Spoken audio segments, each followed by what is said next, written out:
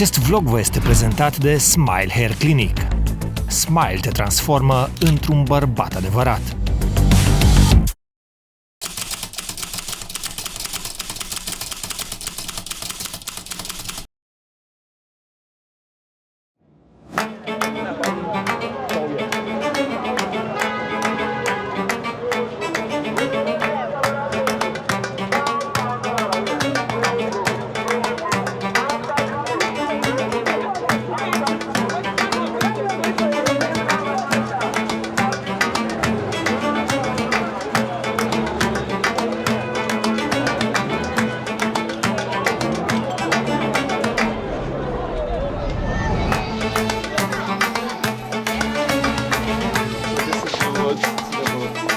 Oricine vine în Lagos vrea să viziteze celebra Mahala Makoko.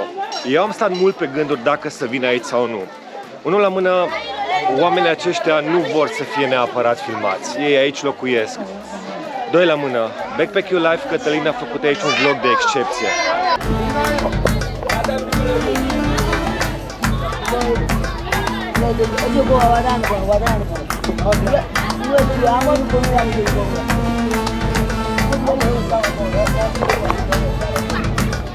Dar după ce am stat mult și m-am gândit, am spus că e o realitate pe care vreau să o văd și pe care vreau să vă arăt. Pentru că doar așa vom ști să apreciem cu adevărat ceea ce avem noi.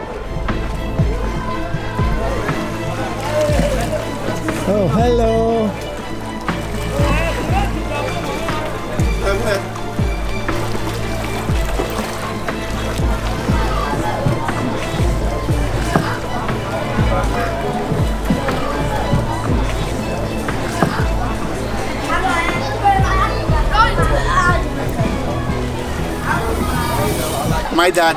Tatăl meu este conducătorul acestei comunități, deci se poate spune că eu sunt un prinț.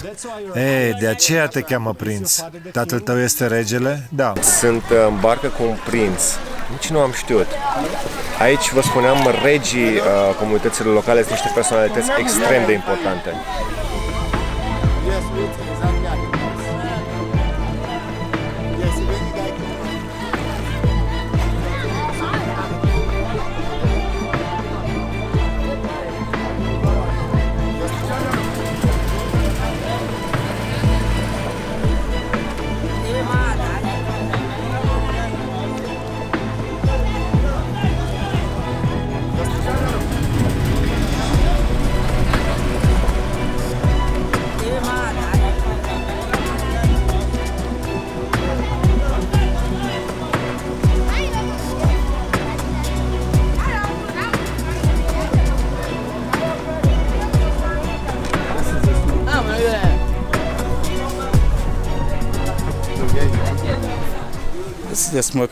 Aici avem o bucătăreasă care pregătește ceea ce au pescuit bărbații și aceste produse vor fi duse spre vânzare pe continent. Deci aici lumea trăiește din pescuit, da. Bărbații merg zilnic la pescuit, când se întorc cu prada, o dau soțiilor care prăjesc pești și îi duc să-i vândă. What's your step, eh? Yes, yes. No. Don't put your leg here. Yeah, no problem. This is...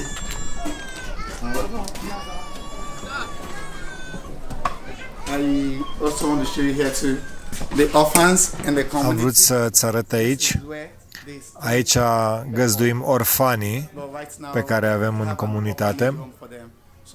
De fapt, aici au stat, pentru că acum am construit un nou orfelinat. Aici stăteau, se jucau. Când găsim un orfan, le aducem la orfelinat și la școală. Și îi adunați pe orfani în toată localitatea? Da, atât de pe insulă cât și de pe continent. Michael.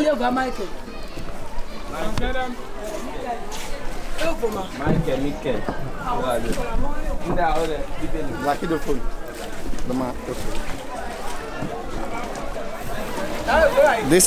There's one thing we call Klaku is a local. Acesta este unul dintre preparatele noastre tradiționale, se cheamă clacu. E un fel de prăjitură locală. The other time, kata came, so it tastes it. Ok. Yeah, that's Dincoace avem katake. Femeia aceasta vinde acest produs. we call it in my language kuku. Cucu. We call it kuku. So it's just like anyone in local Indian no samle no. But to amode ni mo no samle, ye mo de ye di mi wa. Mon problem mi do gbin. So that's it. So what most of the women do is that they have Ce fac aceste femei? Ele se plimbă toată ziua cu bărcile prin comunitate. Nu este un loc unde să mergem să cumpărăm ceea ce vrem de mâncare. Trebuie să le căutăm pe femei, să le găsim unde sunt sau să le chemăm și vom cumpăra de la ele mâncare. so let's get in the boat. Am preferat să vin pentru că am vorbit cu Yes, ghidul lui I'll Cătălin I'll send someone to go and meet them și to find nu them. dau bani mulți unui ghid care îi bag în buzunar, ci donez o sumă școlii pentru orfani de aici. Și pentru că banii merg într-un scop nobil, am spus că vin să văd ce se întâmplă aici și să vă arăt și vouă. How many people are living? Câți oameni locuiesc astăzi în Makoko? Avem 300.000 de locuitori. Bine, oficial se spun 100.000. Da, dar nu este adevărat. Oficialitățile nu prea vor ca să se știe foarte multe detalii despre Makoko. Și noi creștem, pe zi ce trece populația noastră devine tot mai numeroasă. Pentru că populația de aici are următorul crez. Noi nu suntem bogați, dar avem mulți copii și copiii sunt bogăția noastră. So that's their belief. So we have a lot of children here.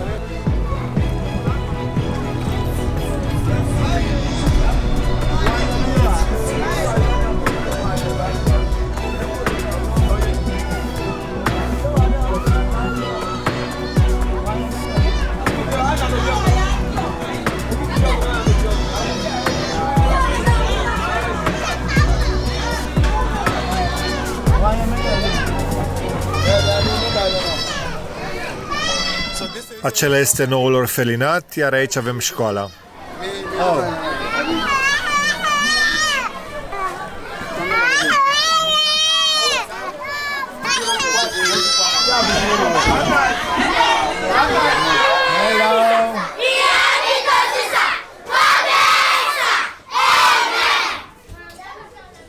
Hi, I'm Adrian from Romania. Nice to meet you all.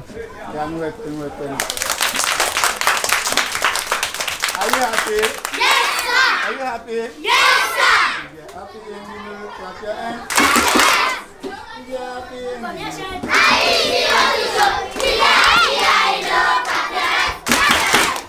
So Ei sunt unii dintre copiii noștri. Sunt copii foarte buni. Îți spuneam că Makoko este o comunitate de pescari. Noi vorbim cu părinții ca să îi lase pe copii să vină la școală, pentru că noi credem în educație. Vrem ca acești copii să vină la școală, să primească o educație, pentru că odată ajunși adulți și studiind mai departe, sperăm că se întorc înapoi în comunitate și vor face ceva bun pentru această comunitate. the orphans before you live here. Trust me. Let's go.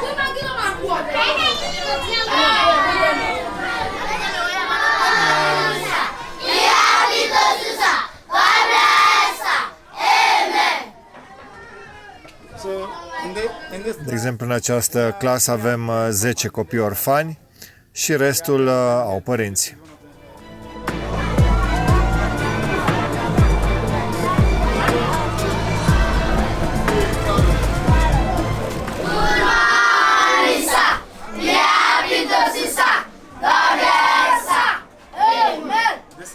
this is Planet 4. This is Planet 4 and this is one of my Aceasta este o altă clasă a noastră. Ea este una dintre învățătoarele noastre. Numele ei este Blessing. A făcut o treabă foarte bună cu copiii. El este premiantul școlii. Este un orfan, de altfel. He's an orphan. You remember? Oh yeah. Yeah. He's an orphan, so he also will be doing well in the school. And where's the head girl? Blessing. That's the head girl of the school. Ea este premianta școlii. How many kids do you have? Câți copii aveți aici în școală? 340. Și ce materii învață? Învață matematică, engleză, studii sociale. Quantitative reason and CLK, that's Christian religion. Religie creștină și alte câteva materii. Continuous assessment and some other subjects too. We are the children of our solution, of our solution. We are moving forward. Clap your head, clap your head. Up ahead, master. Up ahead, teacher. Up ahead, master. Up ahead, teacher. We are the children of our solution, of our solution. We are moving forward. We are the children of our solution, of our solution. We are moving forward. Clap your head, clap your head. Up ahead, master, up ahead, teacher. You are welcome in the name of the Lord. You are welcome in the name of the Lord. You are the body, the holy of the Lord. You are welcome in the name of the Lord. We have a new friend. His name is Adrian. Everybody say welcome, Adrian. Welcome, Adrian. Welcome to Makuku. Welcome to Makoko. So this is fun to them. Most of the kids want to be in school, but Cei mai mulți copii vor să vină la școală, dar școala pe care o avem acum nu este suficient de mare pentru toți copiii. no, it's supported in the school building, and also the people Îi in. mulțumește lui Cătălin că a făcut donații, că a mai strâns fonduri. Yes, Mulțumim, and also Cătălin. some of his friends from Qatar, from Romania. Și alți prieteni din yes, România I'm au just want to donat. say shout out big thanks to Romanian's friends, and they're all my fans. I love them all, so they've done really well for us, and I really appreciate them. O să vă lăsăm și noi linkul în descriere unde puteți dona câte ceva pentru această școală, dacă vreți.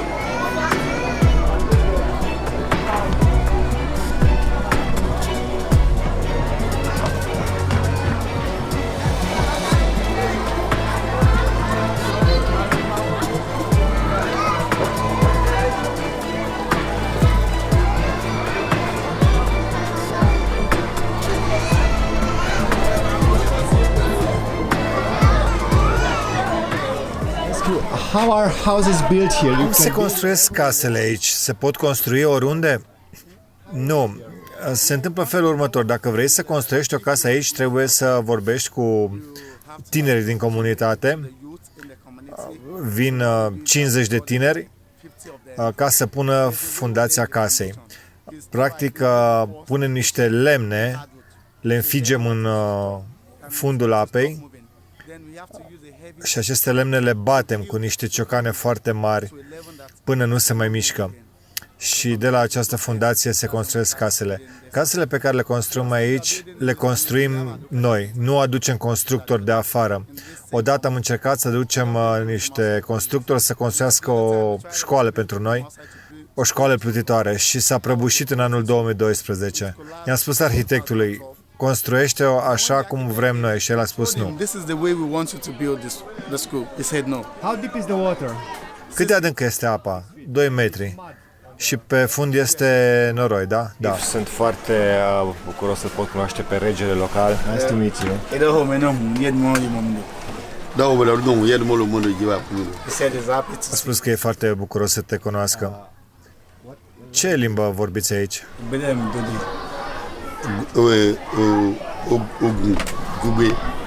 Egon language. Limba Egon. What are the biggest Care sunt cele mai mari problemele comunității? Nyako dau togo na oga o khozuma na mi boje do tulo me amoyiri do ya fo tulo gradu ami mi ojo un gani o we do maga yi ye do ya fo gradu ami fo gradu lo jo na ye fo gradu ami lo jo o ga yi wa do fo gradu lo ti do nyami to mi lo ebe nu nya. Spune că cea mai mare problemă este că autoritățile, guvernul, nu ne ajută deloc. Ei vin cu idei să facă Makoko un loc mai bun, dar noi nu avem încredere în ei. Ei spun că vor să-l facă la fel ca și în Lekki, cartiere pentru oameni bogați. Ei vor să facă acest loc precum acela. Dar noi nu suntem bogați. Dacă ei fac locul acesta scump, precum Lekki, noi nu o să mai avem bani să stăm aici. Va trebui să plecăm de aici. La fel ca în anul 2012. Guvernul ne-a dat un preaviz de 70 de ore ca să evacuăm totul. Tatăl meu a adunat toată comunitatea și a spus: am primit o scrisoare de la conducere, trebuie să evacuăm tot. Și noi n-am crezut că se va întâmpla și a venit armata, poliția și să ne evacueze. L-au împușcat chiar și pe omul care era lângă tatăl meu. Apoi s-au retras, dar nu s-au scuzat pentru ce au făcut.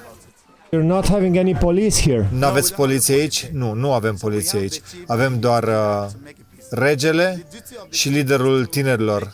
Ei se ocupă de toate conflictele care au loc aici. Când doi se ceartă, noi îi chemăm aici ca să îi împăcăm.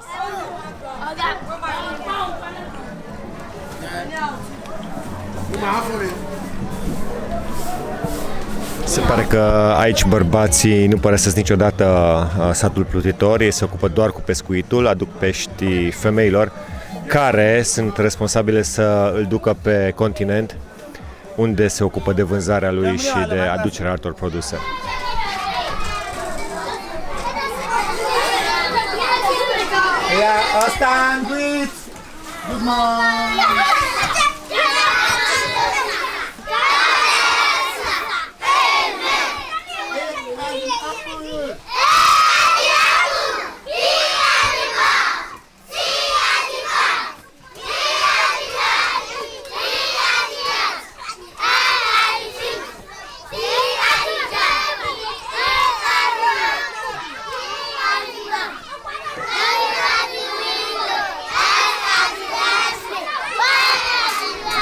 Majoritatea acestor copii sunt orfani, aici locuiesc, aici învață. Bye! Și acum o să vă arătăm și unde locuiesc. So this is the bed for them. This is where they'll be sleeping. Oh. Okay, this is it. So we have a fan for them. We have a nice bed for them. So that's how we're running. It's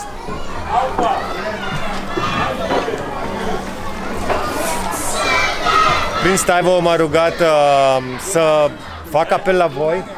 Ar avea nevoie foarte mare de un pod care să unească cele două școli, respectiv aripa aceasta unde sunt dormitoare și școala de vis-a-vis. Sunt nevoie de fonduri pentru asta. Cum spuneam, am donat și noi ceva. O să las în descriere legătura lor, contul lor, unde puteți face și voi donații ca să putem construi acest pod aici. Vreau să vă spun că și Cătălin s-a implicat foarte tare în acest proiect și celebrul vlogger Indigo Traveler, actorul american Ben Stiller a fost și el aici. Sunt foarte mulți alți care se implică în ajutorarea acestei comunități. Din păcate, spun ei, guvernul local și oficialitățile de aici nu fac mai nimic. How do you supply the community? Cum vă aprovizionați cu apă proaspătă? De fapt, avem câteva fântâni cu care extragem apa și avem țevi care ajung până pe fundul apei, de unde extragem apa. Așteptăm ca actorul Ben Stiller să construiască o altă sursă de apă pentru comunitate, pentru că cele pe care le avem acum sunt private și trebuie să plătim ca să primim apa.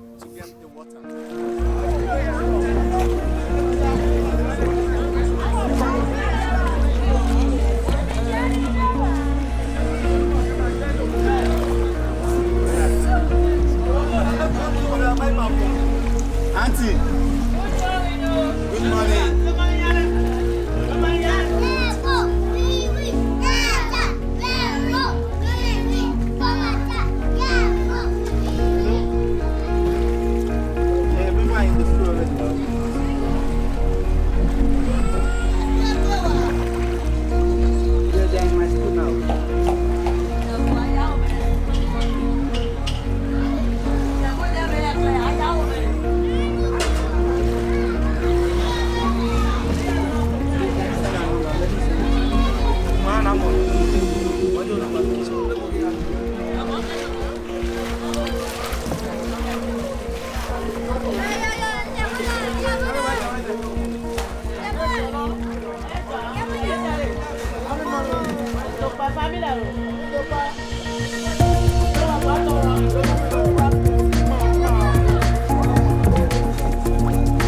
câțiva ani în urmă, guvernul Nigeriei a ordonat dărâmarea cu un preaviz de 72 de ore a tuturor locuințelor aflate în apropierea acestei linii de înaltă tensiune. Peste 3000 de oameni și-au pierdut atunci instant locuințele.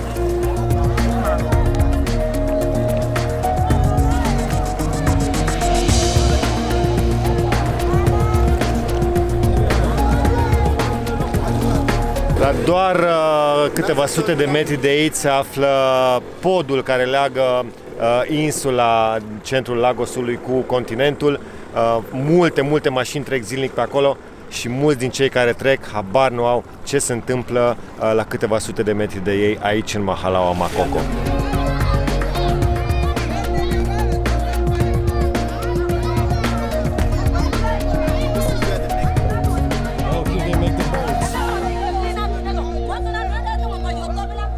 I guess you will be the next king, yes? Deci tu vei fi următorul rege. Da, așa spun cei din comunitate. Ei vor ca eu să fiu următorul rege. În timpul pandemiei cu COVID, de exemplu, nu a mai fost nimic de mâncare aici și am mers pe continent ca să cer de mâncare oamenilor și cei de acolo au spus nu, că nici noi nu avem destul. Și atunci a trebuit să organizez un convoi de foarte multe bărți, să mergem foarte departe, să ne rugăm de unul și de altul ca să ne dea mâncare. Dar am reușit să fac acest lucru și sunt foarte mândru de acest lucru. I can't believe it. I will be friend with a king. Voi fi prieten cu un rege.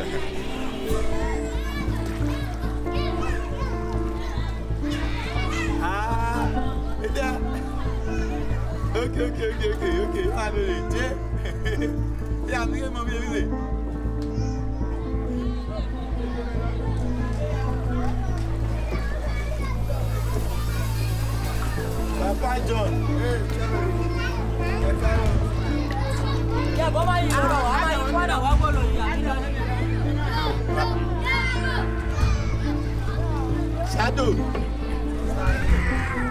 Yeah, well done.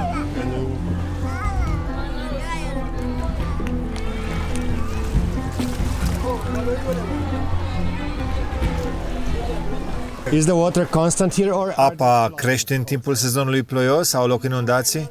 Nu, acesta este nivelul maxim al apei. Depinde și de flux și reflux și în sezonul ploios nu mai crește.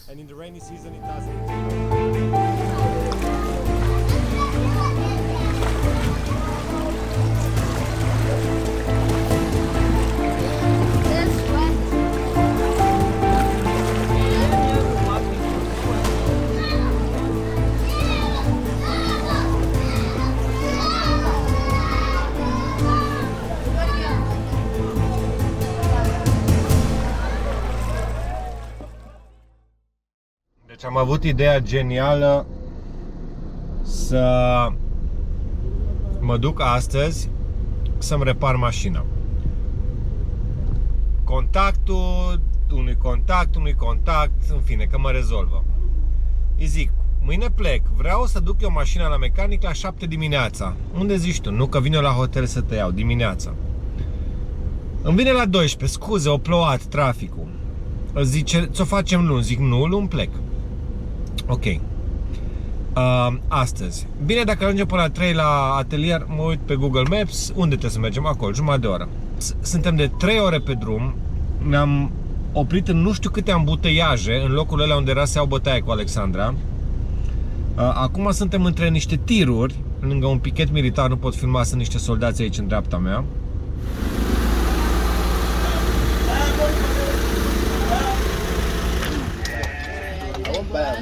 Se pare că e nevoie să demonteze roata ca să dea perna de aia jos. Atelier improvizat, sunt curios ce se va întâmpla.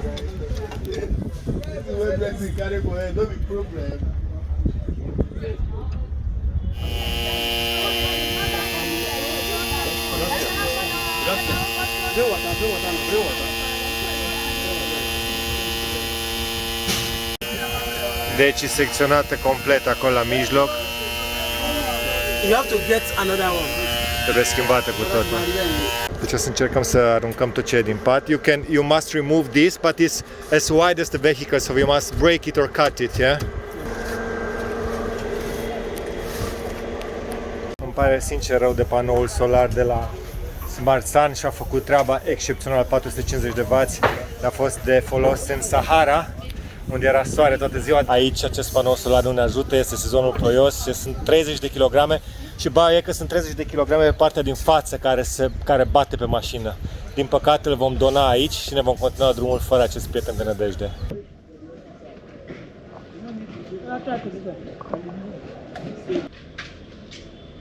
Numai ghinioane astăzi, s-a stricat și chestia asta, ventilatorul nu se mai deschide, nu se mai închide de la mâner, nu știu, sau s-a atins în timp ce lucrau la el, nu știu ce să zic.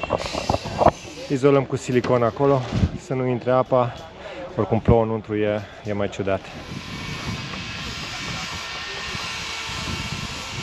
Dintr-un burete din acesta de aerobic sau nu știu pentru ce sportul în apă se folosește, am făcut niște pachetele cu scoci pe care le fixăm aici.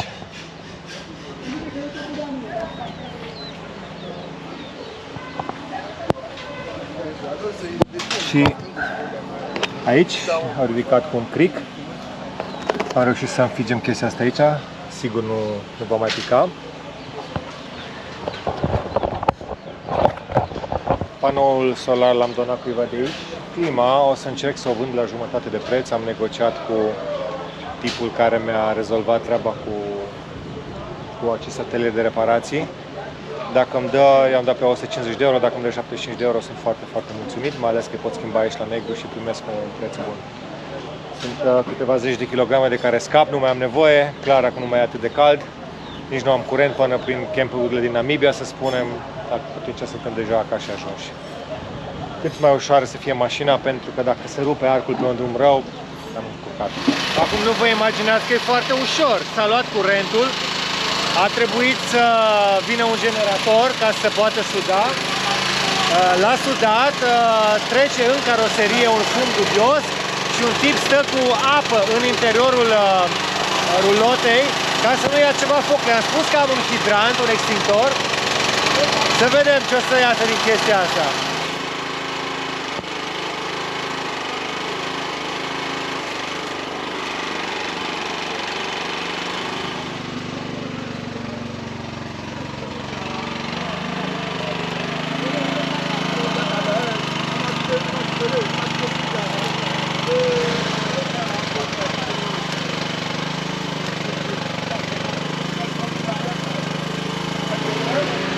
Au dezizolat un pic aici, sper să nu ploaie, că era aluminiu, tablă de aluminiu și nu prindea sudura, doar pe bară de fier, sper că nu va ploua în caroserie, înăuntru. Bilanțul operațiunilor de pe astăzi, toate lucrările pe care Suzuka le-au făcut, le-am lăsat în schimb clima, panoul solar și am mai primit cam 50 de euro.